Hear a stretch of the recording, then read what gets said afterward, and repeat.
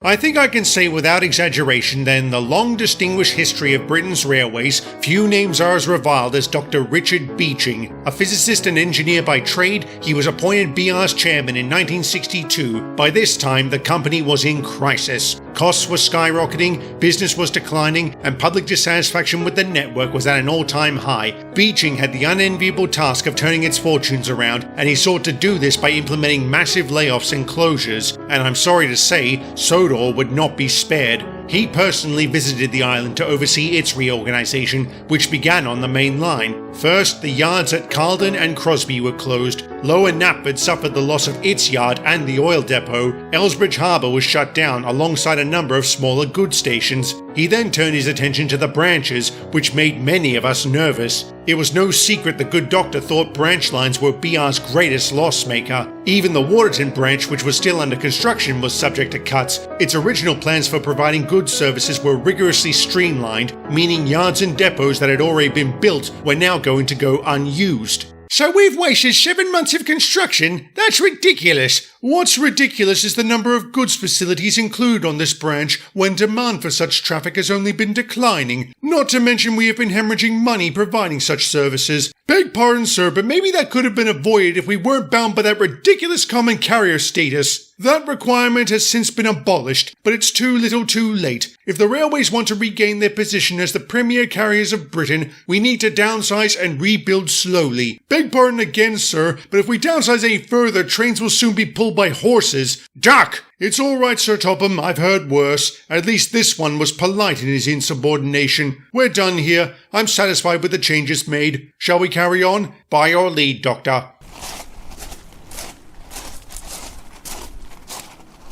I shall talk to you later.